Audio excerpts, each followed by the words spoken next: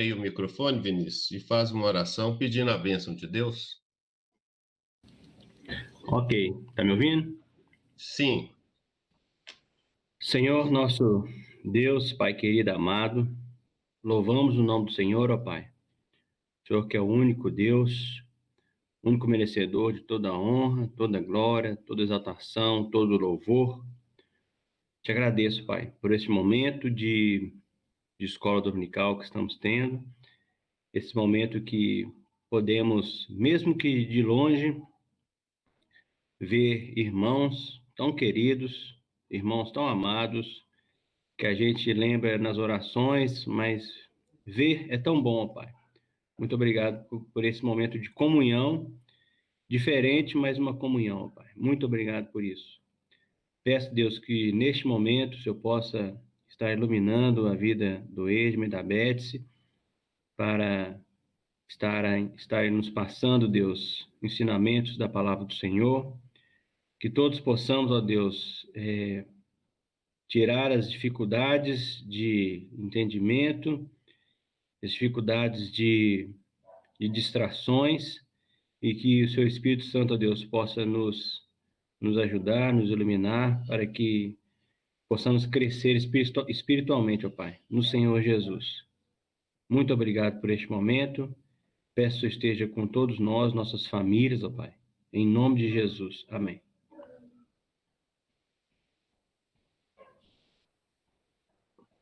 Ildemar, abre o seu microfone um pouquinho para você me ajudar aqui. Pois não, Edmo, pois não. Eu vou abrir a apresentação, né? Uma janela. É isso? É. Vou abrir o meu texto aqui. Ok. Aparece aí a minha tela? Parece. Legal. Você tem que escolher essa tela. Eu não vejo vocês, ok? Só vocês que me veem. Ok, Edmo. Ok, então, meus irmãos, nós estamos entrando hoje no 13º capítulo do nosso livro, Como as Pessoas Mudam. Tira daí. E o 13º capítulo trata da mudança verdadeira do coração. É uma continuidade, né, da lição anterior, que foi ministrada, né, pelo Ildemar e a Marise. Segundo ela, só um rápido retrospecto, lembramos que somos nascidos de novo, coparticipantes da natureza divina, somos novas criaturas em Deus, vivemos uma nova realidade, porque o próprio Deus, pelo seu Espírito Santo, mudou-se para dentro de nós. Esse que é o nosso foco, né? O Espírito Santo morando em nós, proporcionando a possibilidade de experimentarmos da sabedoria que nos apresenta novas realidades espirituais, podendo agora cada um de nós julgar todas as coisas com a mente de Cristo, porque Cristo habita em nós. Agora, podemos ter nossas vidas centradas na cruz de Cristo, unindo nossas mentes e corações ao que Jesus fez por nós, para que prevaleça a vontade de Deus em nosso viver e não o pecado que nos rodeia. A nossa temática é essa, né, gente? A mudança para que prevaleça a vontade de Deus em nós e não o pecado que nos rodeia.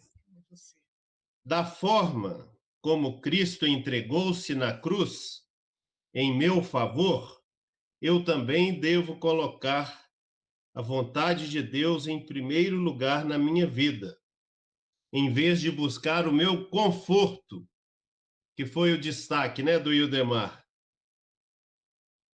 Paulo fala do seu esforço em anunciar, advertir e ensinar a sabedoria da obra completa de Cristo, que envolveu, né?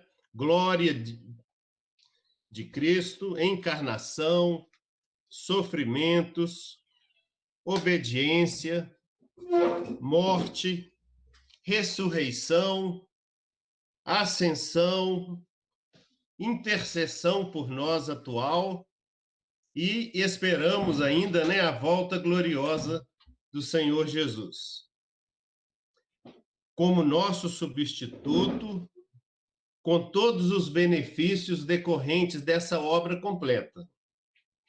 Eleição, chamado, regeneração, justificação, adoção, santificação e, afinal, a nossa própria glorificação, né? Quando Cristo voltar. Agora somos uma nova criatura em Cristo. Temos uma nova identidade, incluindo uma permanente necessidade da misericórdia e da graça, o que nunca pode ser substituído pelo nosso próprio esforço. A cruz nos faz lembrar dessa nova identidade e que nela temos um lugar seguro para lidar com o nosso pecado. Nosso foco na cruz acontece através da fé e do arrependimento, sendo que pela fé nós vislumbramos a glória e a graça de Cristo para nos voltarmos a Ele, enquanto pelo arrependimento admitimos o pecado e o deixamos. Somos justificados porque Deus nos trata como se tivéssemos obedecido perfeitamente à lei, porque Cristo a obedeceu perfeitamente por nós. Cristo é a nossa justiça, né? Por ele fomos justificados. Fomos adotados para fazer parte de uma nova família, o corpo de Cristo. A mudança acontece no contexto dos meus relacionamentos com os irmãos e irmãs em Cristo. Agora somos chamados filhos de Deus. E o Ildemar destacou aquele versículo. Vede, né? Com expressão, né? Que grande amor nos tem concedido o Pai, a ponto de sermos chamados filhos de Deus. E, de fato, somos filhos de Deus. 1 João 3:1. Quando a nossa identidade está solidificada em Cristo, podemos viver a experiência do filho pródigo voltando para o Pai. Devemos nos lembrar que a boa teologia só tem poder quando é aplicada à vida diária. Hoje, o nosso foco estará no coração. Então, vamos destacar bastante nessa lição a centralidade do coração. As palavras grega e hebraica, traduzidas como coração, são usadas para falar sobre estar no centro de algo. Na verdade, a vida cristã traduz um relacionamento que flui do centro do coração. Um cristão é aquele cuja vida é invadida pelo amor de Deus, e esse amor, então, passa a fluir do coração do cristão. Vamos ver alguns versículos adiante aí.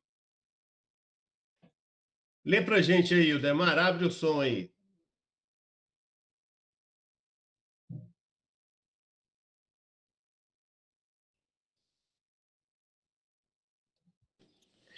Porque de dentro do coração dos homens é que procedem os maus desígnios. Marcos 7:21.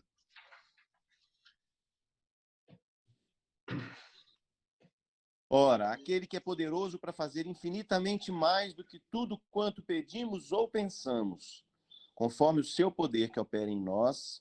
Efésios 3:20a. Muito bem.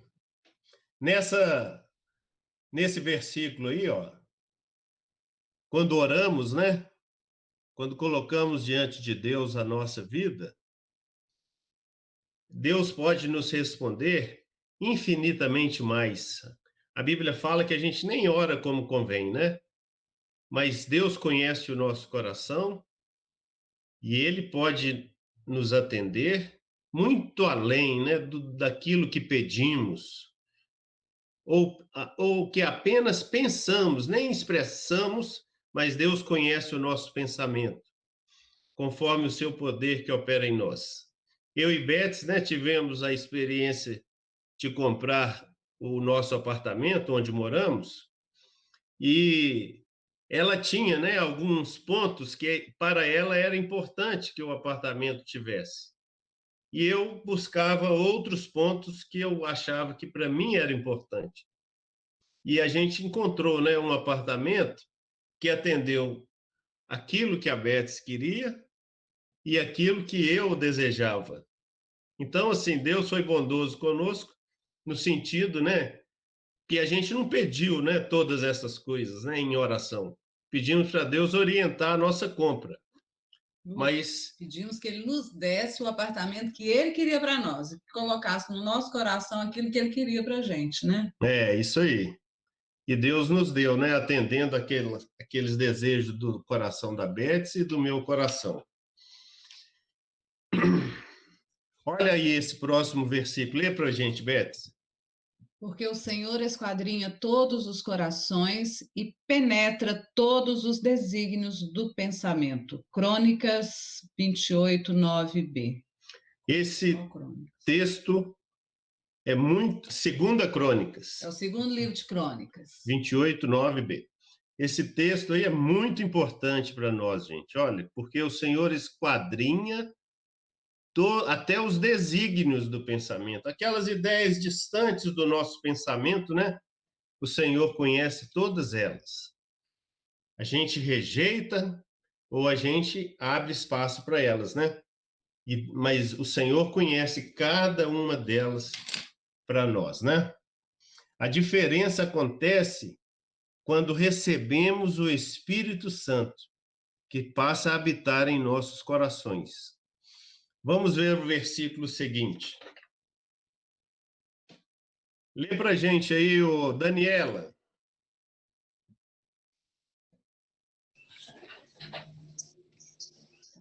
Ora, nós não temos recebido o Espírito do mundo, e sim o Espírito que vem de Deus, para que conheçamos o que por Deus nos foi dado gratuitamente. 1 Coríntios, o meu tampando aqui. 2:12. Obrigada, Beth. Tá tampando aqui, não tá dando para ver. Aí, saiu? Saiu. Ok. Lembramos, meus irmãos, que nós somos novas criaturas, somos nascidos de novo, somos regenerados, vivemos uma nova realidade quando o Espírito de Deus passa a habitar o nosso coração, quando ele muda para dentro de nós. E ele proporciona, então, a possibilidade de experimentarmos novas realidades espirituais, para que prevaleça a vontade dele na nossa vida, em nosso viver, e não prevaleça mais, né, como a gente disse agora há pouco, a realidade do pecado nos dominando, né? Se recebemos o Espírito Santo de Deus em nossos corações e temos falhado, nada mais óbvio do que a necessidade de mudança. Nada é mais óbvio do que a necessidade de mudança na nossa vida, no nosso comportamento. Quando lidamos, né, com as nossas falhas e fraquezas, bem como quando somos convencidos de que Deus tem algo novo e surpreendente para nos oferecer, nada é mais óbvio do que a necessidade de mudança em nossa vida cotidiana. O problema é que, olha aí essa nova tela, normalmente, nada é menos óbvio do que o que precisa ser mudado. A necessidade de mudança nós conhecemos com facilidade, mas aquilo que precisa ser mudado não é tão óbvio. A gente precisa, né, se orientar na palavra de Deus para que a gente possa conhecer, né, quem nós somos, quem Deus é e enxergarmos onde há a necessidade de mudança. O autor destaca no livro, né, que esperamos, né, que a essa altura do nosso curso, né, estamos no 13º capítulo, essa declaração de que nada é menos óbvio do que o que precisa ser mudado, seja menos verdadeira para nós, pois já temos visto, né, que a mudança pode acontecer e acontece quando vivemos em relacionamento com o nosso Redentor e abraçamos os benefícios que ele nos oferece. Precisamos seguir adiante para chegarmos onde Deus quer que cheguemos e tomemos posse, né, desses referidos benefícios que ele tem nos oferecido. Mas Jesus o tempo todo, né? Ué, Jesus o tempo todo. dirigindo o nosso coração. Mas uma coisa importante é o diagnóstico, né, que a gente precisa fazer para saber o que precisa ser mudado. Como é importante um bom diagnóstico sobre a nossa situação. Embora o diagnóstico seja apenas o começo, o diagnóstico é muito importante. É comum, né, nós admirarmos aquelas pessoas que têm a capacidade, né, de fazer um bom diagnóstico. Não digo apenas de médicos, né, mas diagnóstico de todas as coisas da nossa vida, os problemas, as dificuldades, os defeitos, todas as situações. Agora, a gente precisa concordar com o autor em uma coisa: não basta o diagnóstico. Imagine que você leve o seu carro para a oficina porque você está sentindo, né, que ele está apresentando um problema. E o mecânico pega o seu carro, coloca os computadores para fazer a leitura eletrônica, né, do seu veículo, do seu motor, de cada componente do motor, e ele volta para você e fala assim: olha, tem um problema sério na caixa de marchas. Ok? Ele, ok. Aí ele volta lá dentro, pega uma nota fiscal, te entrega e fala assim: olha, paga essa nota e pode levar o seu carro. Você não vai aceitar isso? Você vai dizer o seguinte: não, meu amigo, não adianta o diagnóstico, tem que resolver o problema. Então, volta com esse carro para dentro e vá consertar a caixa de marcha para mim. Então, meus irmãos, a verdadeira e completa solução de um problema requer mudanças. Uma mudança só acontece quando ela fica visível em nossas vidas e em nossos relacionamentos. A palavra de Deus nos diz, né, que a fé sem obras é morta. Nós precisamos, né, mostrar com a nossa vida o resultado da nossa fé. Tiago 2,26 também. Tiago 2,26 que fala isso. Destacamos aqui uma vida caracterizada pelos bons frutos. Então, a fé tem que produzir bons frutos no nosso viver. Em nossa vida cristã, uma mudança pode ser vista pelo exercitar da fé, pela obediência à vontade de Deus. Se somos rebeldes à vontade de Deus, não estamos, né, apresentando mudanças. Seria a fé atuando pelo amor também, conforme Gálatas 5:6. Então, a primeira coisa que precisa mudar é o nosso coração. O bom fruto só é possível quando o nosso coração está centralizado em Deus, cujo Espírito, habitando em nós, gera novas motivações, que são coerentes com a beleza da obra de Deus iniciada em nossa vida. Ok? Então, meus irmãos, pensemos no diagnóstico que temos que passar dele, ok? Não podemos ficar só nele. Você não vai ler os versículos? Não, agora não.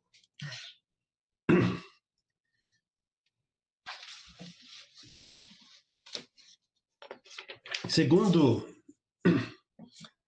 o que a gente tem estudado, né, e visto acontecer, para os não cristãos, e até para alguns cristãos, né, ainda desorientados, né, a vida cristã é entendida como um obedecer de regras, a regras.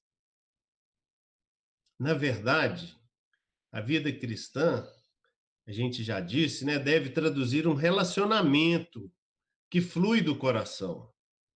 O que Deus valoriza em primeiro lugar na nossa vida é a motivação do nosso coração, né? Ele conhece até os desígnios mais internos do nosso coração.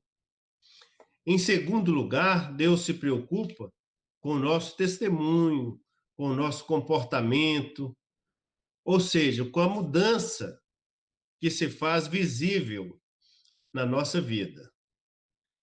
Por isso, meus irmãos, a afirmação inicial não se confirma. Amor e regras não se excluem mutuamente. Cada um cumpre o seu papel. Olha só que interessante essa próxima ilustração. Imagine uma funcionária de uma empresa que não gosta das regras e instruções fixadas pelo seu patrão. Na empresa lá tem um mural com as regras, né? Todas as regras que os funcionários têm que seguir. E ela não gosta daquilo, ela olha para aquilo ali e não agrada.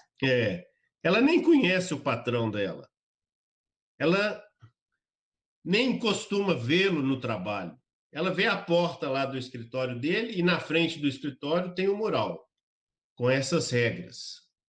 Ela E que ela acha, vê essas regras, né, Beth? ela acha que esse patrão é um opressor, aquelas regras ali, e ela fica invocada com aquilo, né? Que ela fala que são regras frias, são impessoais, acha ele bem opressor. Mas vai, Esmo. Ela procurava obedecer às regras por temor de perder o seu emprego. E não pelo efeito, né, que essas regras e instruções fixadas no mural objetivavam, né, queriam produzir no ambiente de trabalho, em cada colaborador. Depois de um tempo, meus irmãos, essa funcionária conheceu o seu patrão, ficaram amigos e iniciaram um relacionamento. E depois de um tempo, eles começaram a se namorar e se casaram. Olha só que interessante, como é que mudou. O relacionamento mudou. Com o passar do tempo, depois de casados, essa funcionária, agora esposa, passa a enxergar como sábias e amorosas as regras e instruções que ela antes achava frias, impessoais, opressivas, fixadas pelo patrão, né? Agora seu esposo. Regras que eram para serem cumpridas, né? Por aqueles por quem o patrão, né, queria produzir, né, um bom resultado de produtividade, uma boa relação interna entre eles. Mas olha só que interessante, em razão da mudança do relacionamento, a funcionária não mais vê essas instruções como opressivas. Né? O que mudou, meus irmãos? As regras mudaram? Não mudaram, né? Não foram as regras que mudaram, mas o novo relacionamento e a atitude com respeito ao Criador das regras. Um novo estilo de vida caracterizado pelos bons frutos não decorre de uma obediência cega, mas de um relacionamento que transforma o coração, o centro das convicções e das emoções, que foi conquistado, né, por quem se importa com você e que quer oferecer o melhor em novidade de vida para você. Então, meus irmãos, Deus se importa conosco ao nos propor uma vida que requer obediência, observância, sim, dos seus mandamentos. Então, as regras não ficam excluídas, né? As regras fazem parte com uma postura nova, né, do nosso coração. O coração conquistado no relacionamento passa a ser o trono, né, das nossas novas motivações, que passam a reger as nossas atitudes e as nossas escolhas, observando os mandamentos de Deus, que são, né, propostos por Deus para nos abençoar. De uma forma simples, a gente pode citar o primeiro mandamento com promessa, que está em Êxodo 20:12. Quem se lembra? Pode abrir o microfone e falar.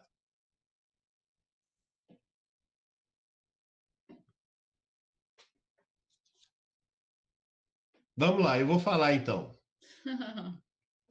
Honra teu pai e tua mãe, para que se prolonguem os teus dias na terra que o Senhor teu Deus te dá.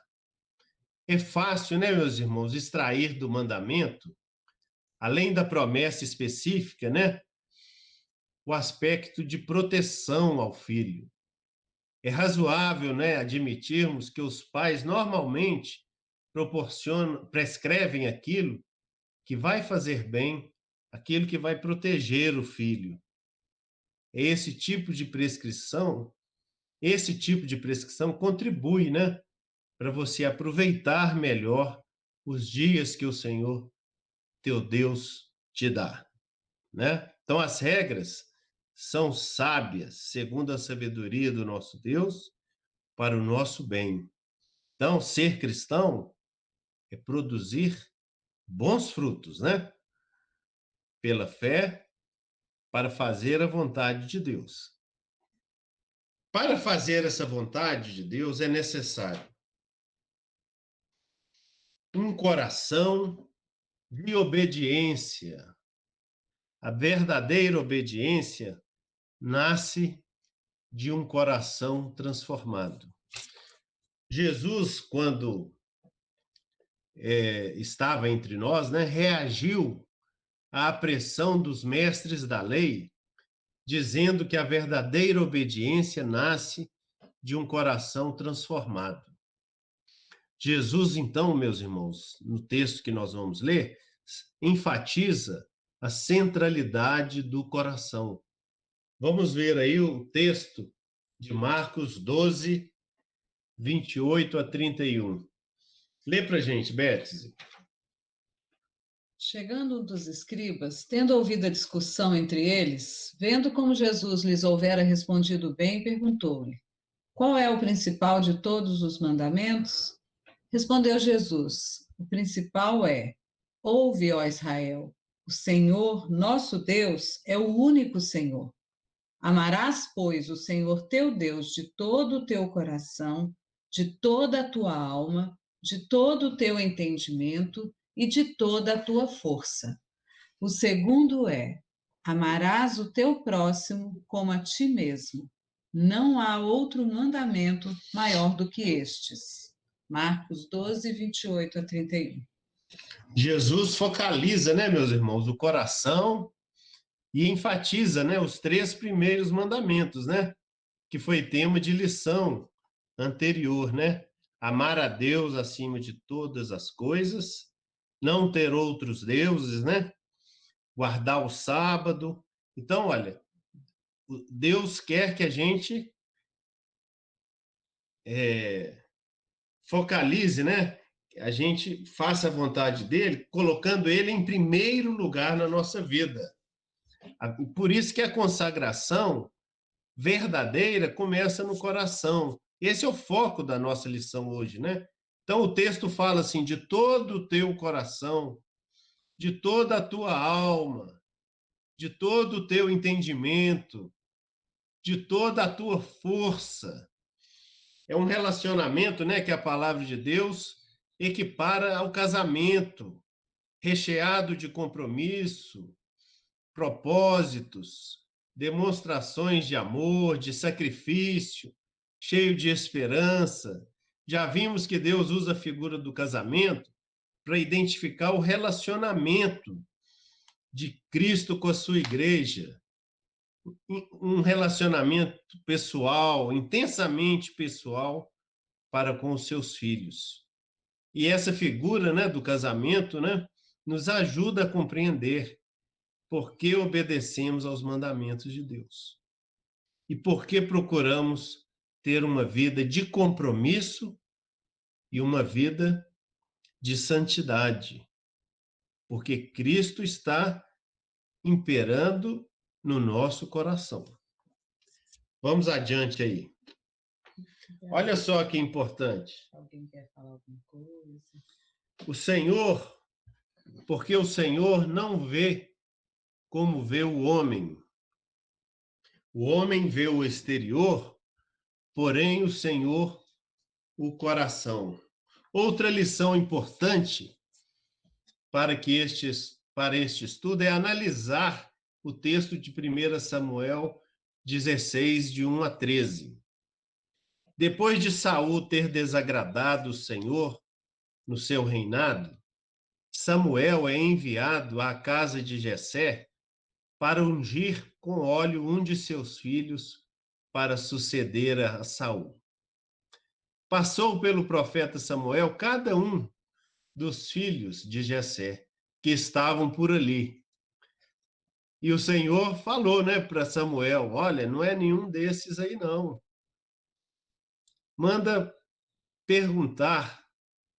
Mandou Samuel perguntar a Jessé se tinha ainda outro filho. E Jessé disse que ainda havia um, o mais moço, porque estava, né, no campo apacentando as ovelhas. É muito interessante, né, a gente ver esse texto. Esse texto é gritante para todo mundo, né? Porque Samuel vai buscar um novo rei. Para quem não conhece a história, né, gente? Quem conhece, Samuel vai buscar um novo rei. Saul era um rei forte, um rei alto. Aí vão passando os filhos de Jessé, aí passa o primeiro, que é forte, né? Não era tanto quanto Saul, que era. Mas aí Samuel, não é esse. Aí Deus fala com ele: não, você está vendo o exterior, mas eu olho o coração, eu vejo o coração.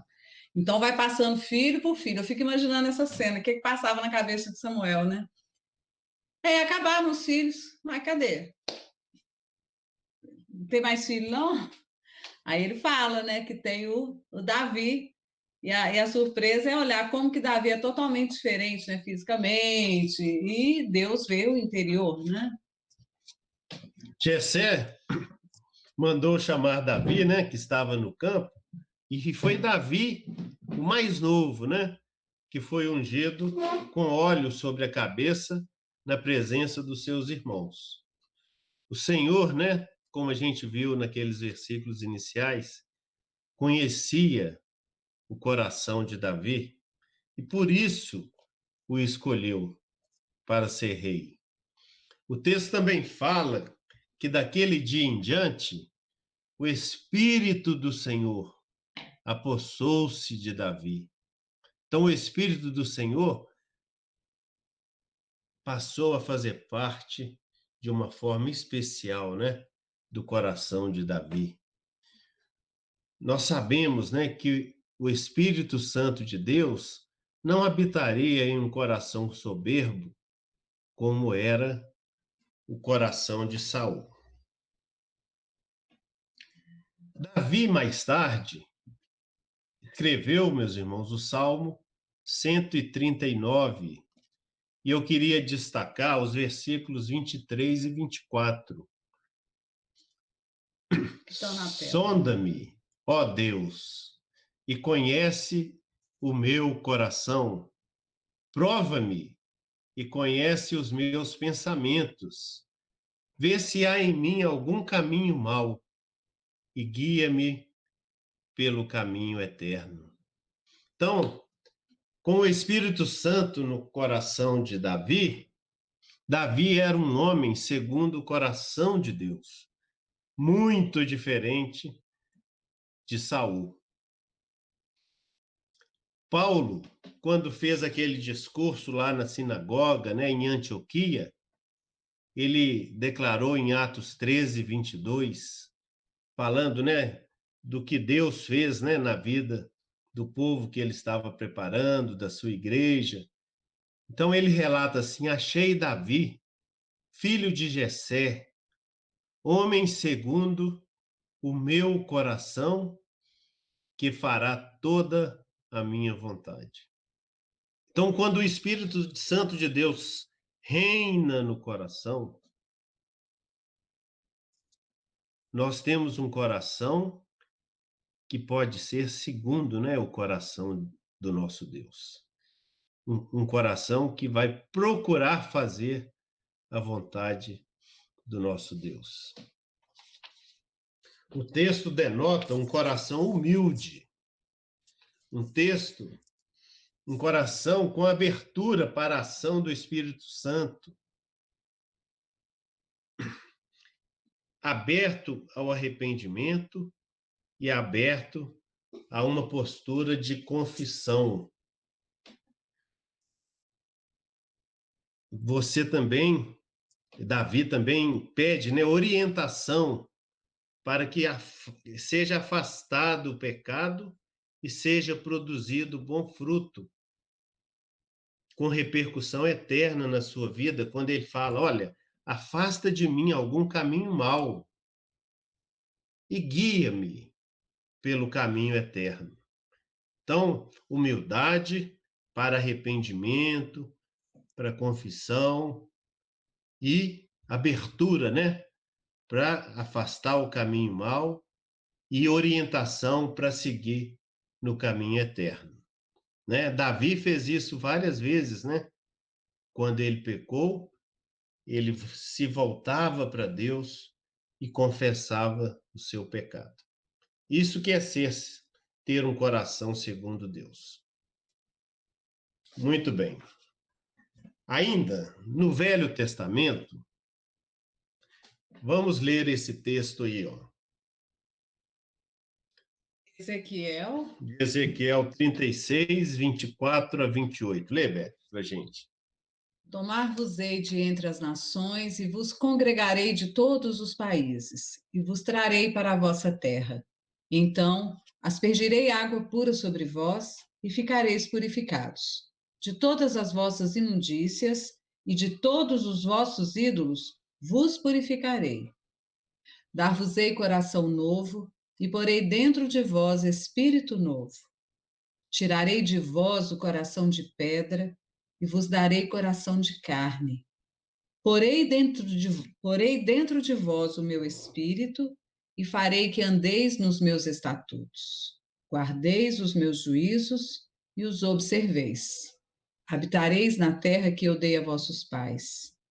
Vós sereis o meu povo, e eu serei o vosso Deus. Ezequiel 36, 24, 28. Aí, né, Ezequiel está profetizando a ação redentora, a ação cativante, transformadora de Deus sobre o seu povo. Profecia essa, né, que deve produzir efeitos no nosso coração, mudando o nosso coração antes endurecido, perdoando os pecados, imprimindo uma disposição nova para a obediência.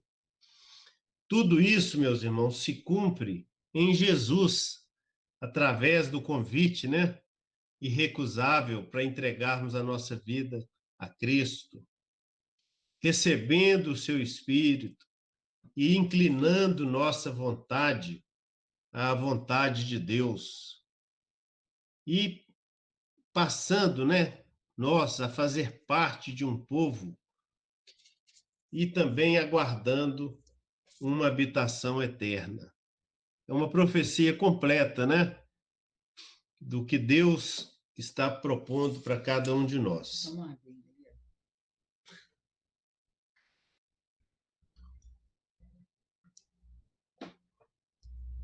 Vamos lá.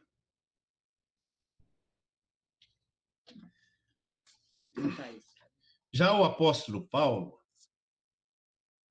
destaca de outra forma, né, mostrando, né, o cumprimento dessa profecia. Vou pedir aí a Thaís para ler para a gente essa nova tela aí, de Efésios 3, 14 a 19. Eita, só que eu não estou achando a tela. Qual que é o versículo? A tela não está aí, não? 3, Para 14 mim, a não. 19. Mas fala qual que é que eu leio. Hebreus, Não, Efésios 3. Efésios.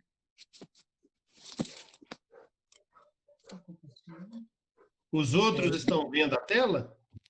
Eu estou. Eu não estou vendo, não.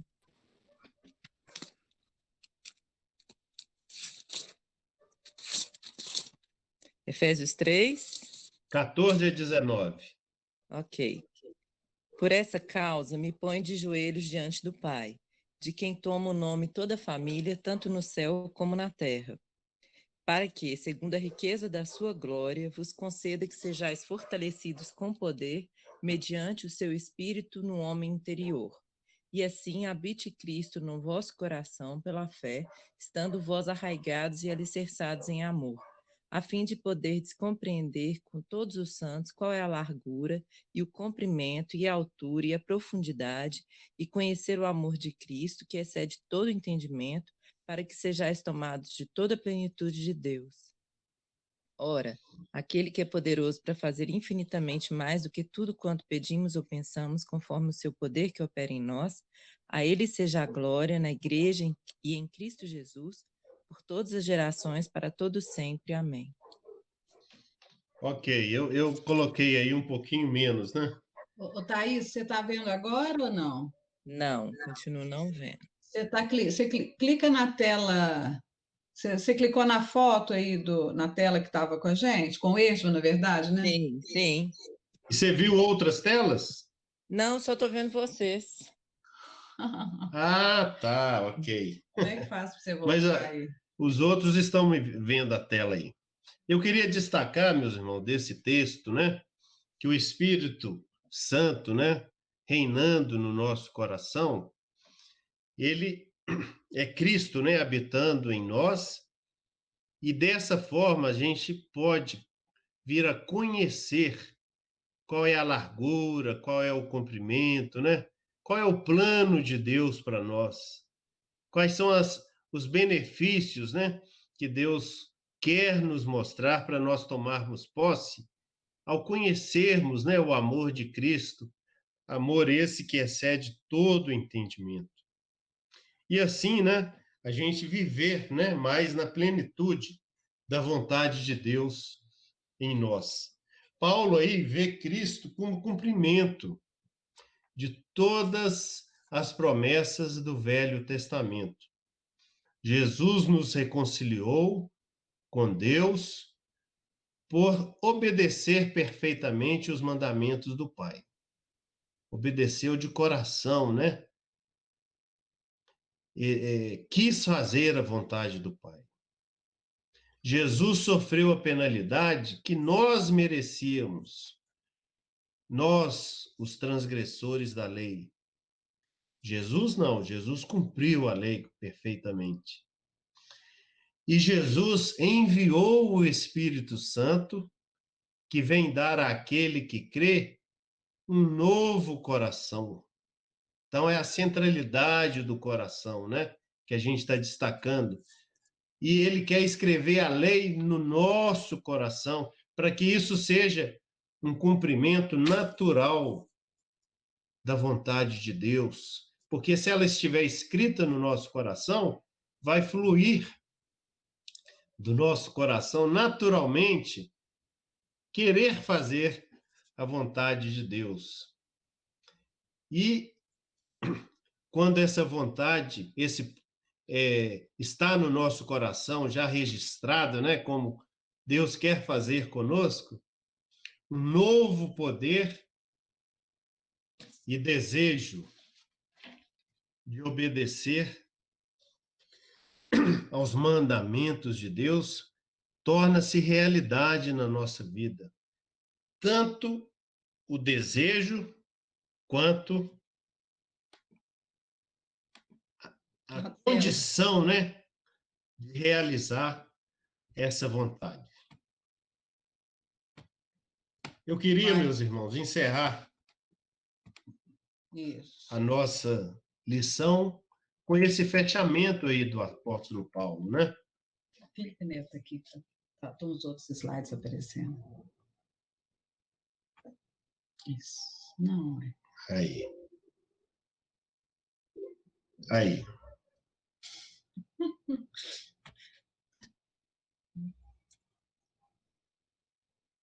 Desculpa aí, gente, depois a gente vai pegando a prática aqui. Mas deixa eu só falar uma coisa. Voltando aqui, né, nesse texto, essa última parte que o Esma colocou aí, né, da gente conhecer Deus. Cadê, gente? A fim de poderes, né, Efésios 3, 14, 19, né, quando Paulo fala, a fim de poderes compreender com todos os santos qual é a largura e o comprimento e a altura e a profundidade e conhecer o amor de Cristo que excede todo entendimento, para que sejais tomados de toda a plenitude de Deus. Aí eu lembrei do caso aí que ele contou da moça que foi trabalhar lá na empresa e que tinha as regras lá no mural e que ela achava aquelas regras muito frias e impessoais, né? E achava que quem escreveu aquilo ali era uma pessoa autoritária.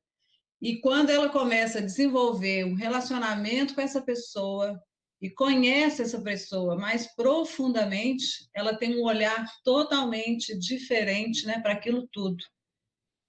Então, a gente pode trazer isso aqui, né, para essa fala aqui de Paulo, né? O conhecimento, né? A compreensão da igreja como um todo, né? De nós, todos os santos, né? Da largura, do comprimento, da altura, da profundidade, né? Conhecer esse amor de Cristo dessa forma, né? Esse amor que excede todo entendimento, vai fazer essa mudança, né? Na nossa vida em relação a... Vai nos ajudar, né? Vai ser o que vai fazer com que a gente destrone, né? Os outros deuses que reinam nas nossas vidas, que não são poucos. Se a gente for olhar, quando a gente olha para aquelas perguntas, né, das lições anteriores, aquilo ali que a gente viu, se a gente for muito honesto com a gente mesmo, a gente vai ver que tem muita coisa reinando na vida da gente. Por isso, quando eu ouvi essa música dos vencedores, eu quis muito que a gente ouvisse ela aqui hoje. Quem sabe a gente consegue, Demar, você não consegue colocar para a gente direto aí da internet? Como é? O Rafael? É mais... Tá aberto, vou olhar. Oi? Põe o som direto, né, do computador? Tem jeito? Porque agora ela é grande. Grande assim, ela repete. Então põe só a primeira parte, né? Depois ela repete ela toda igual. Agora, deixa eu ver se o Esma vai falar aqui mais alguma coisa, porque eu cortei. Não, é isso mesmo, né? A tela aí, ela está destacando, né? Cada aspecto que a gente precisa observar. Então, enquanto o Ildemar procura aí, né? Vou lembrar que essa última tela que o Esma está deixando aí, né? Jesus nos reconciliou com Deus por obedecer perfeitamente perfeitamente os mandamentos do Pai de coração.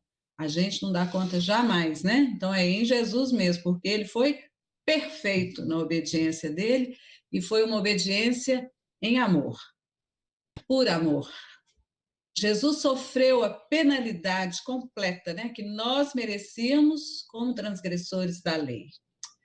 Jesus enviou o Espírito Santo, que vem dar para aquele que o possui, né, que crê em Jesus, um novo coração, para escrever a lei naquele coração e para dar um novo poder e desejo de obedecer aos mandamentos de Deus.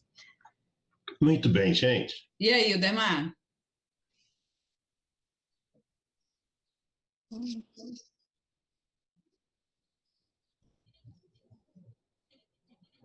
Essa música é uma oração cantada. A letra está bem, não está, Verde? Tá.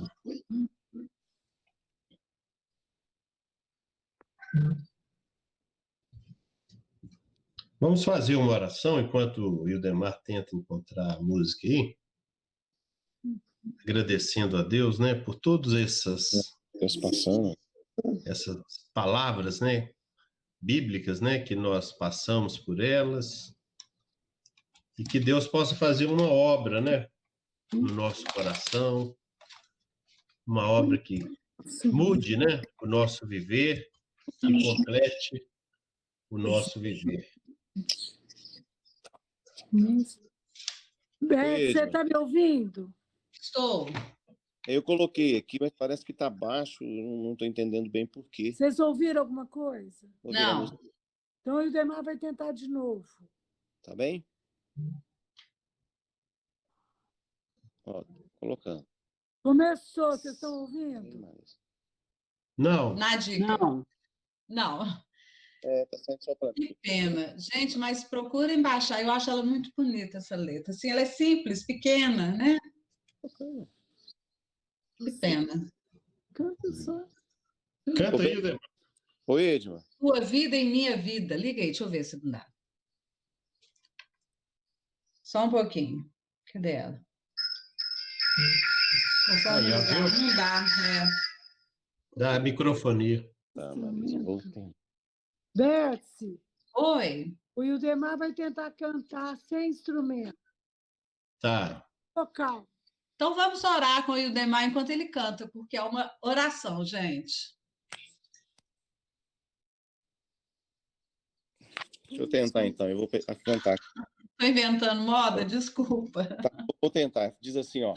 O Paulo pode tocar. Reina em tudo que eu sou, te convido já. Então vai lá. Me reina em tudo que eu sou, te convido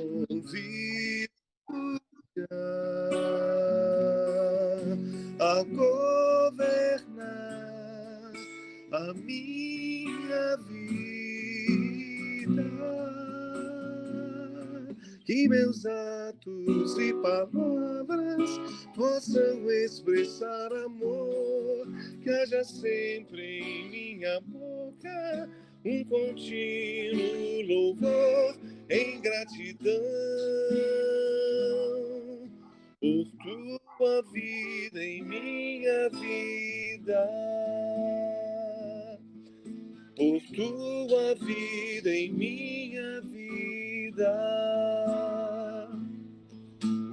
Vem em mim reinar em tudo que eu sou, te convido já a governar a minha vida.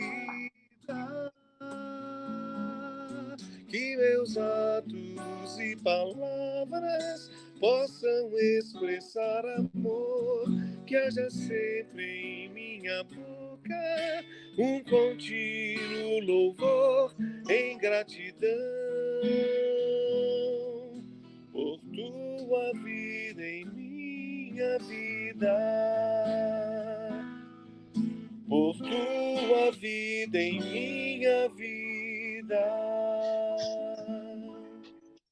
Amém. Obrigada, Edemar. Obrigada, Paulo.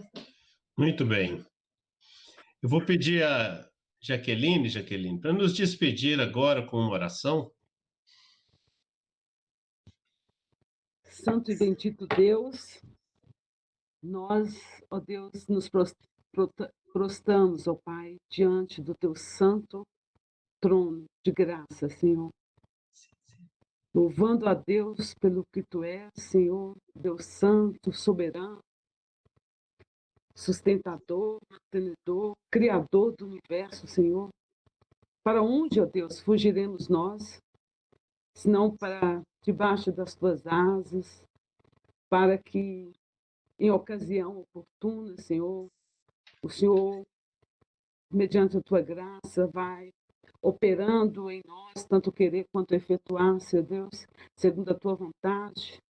Ó Pai, coloca, Senhor Deus, em nosso coração a vontade, ó Deus, e o desejo enorme de obedecer a tua palavra, de honrar a ti, ó Pai, com a nossa vida, Senhor, e de nos fazer, Senhor, verdadeiros servos teus, para a honra e glória do teu santo nome. Senhor, sonda os nossos corações. Ó Pai, absolve-nos das faltas que nos são ocultas, Pai. Abre os nossos olhos para contemplar as maravilhas da tua lei, Senhor. E, ó Deus, ter temor e uma devoção tamanha, ó Deus, a ti, de forma que possa exalar o bom perfume de Cristo em nossa vida, Senhor. Que nós possamos ser verdadeiras cartas vivas àqueles que não te conhecem, para que, por meio do nosso testemunho, o mundo possa conhecer a luz do mundo, o Senhor e Salvador das nossas vidas, o Senhor Jesus Cristo, Pai. Fica conosco durante esse dia. Abençoe, ó Deus, todo o teu povo espalhado pela face da terra. Senhor, que esse dia seja um dia de dedicação exclusiva, ó Deus, a ti, ó Deus, de descanso, ó Deus, de refrigério para a nossa alma. Nós suplicamos isso, que o Senhor abençoe o culto que nós teremos agora, Senhor Deus, que o Senhor possa falar aos nossos corações e de forma que possa incliná-lo para fazer a tua vontade, para honrar, bendizer, exaltar teu santo nome nas nossas vidas. Muito obrigada por tudo, pela tua palavra, pelo nosso coração, pela vida dos irmãos, pela vida do Esmo, do Ildemar, dessas famílias que têm, ó Deus, nos orientado mediante a tua palavra, Senhor. Que o Senhor possa abençoá-los com toda sorte de bênçãos, em nome do teu Filho amado, Jesus Cristo. Amém. Amém. Ok, gente. Um bom dia, né, a todos aí. A gente tem aí um domingo abençoado, então. Essa lição, ela continua domingo que vem, Ok. né? E outra coisa. A Adriana e o Marcelo estão sempre com a gente aqui participando, né? Mas eles viajaram e onde eles estão a internet não é ruim. Então, eles mandaram uma mensagem lá, pesarosa, aí, de estarem hoje com a gente. Manda para eles. Desculpa. Bom dia, gente. Bom dia. Bom dia. Tchau, bom domingo. Bom domingo Bom domingo a todos. A todos.